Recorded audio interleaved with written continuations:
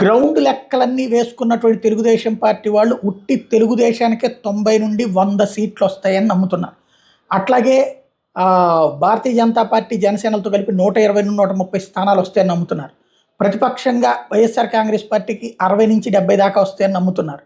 బలమైన ప్రతిపక్షంగానే ఉంటుందని నమ్ముతున్నారు. ఈ నేపథ్యంలో చంద్రబాబు నాయుడు ఇక పట్టాభిషేకానికి సర్వం సిద్ధం. మొన్న ఎప్పుడైతే జగన్మోహన్ రెడ్డి పట్టాభిషేకం అంటూ 9వ తారీఖు అని ప్రణాళికలు ప్రకటించారో బొత్స సత్యనారాయణ, దాన్ని వైసీపీ వాళ్ళు హైలైట్ చేస్తుంటే ఇప్పుడు తెలుగుదేశం పార్టీ వాళ్ళు ఇదిగో చూడండి పట్టాభిషేకానికి సిద్ధం అంటూ వీళ్ళు కూడా ట్రోల్ బిగిన్ చేశారు. తద్వారా చంద్రబాబు నాయుడు విజయం ఖాయం అన్నటువంటి ధీమాతో ఉన్నామన్నటువంటి లెక్కల్ని ప్రధానంగా ప్రొజెక్ట్ చేస్తూ ఉన్నారు.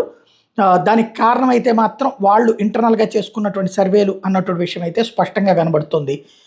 దీంతో ఇరుపక్షాలు కూడా ధీమాతోనే ఉన్నాయి. మేం గెలుస్తామంటే మేం గెలుస్తామని, ఎవరు గెలుస్తారు అన్నటువంటి తేలాల్సి ఉంది.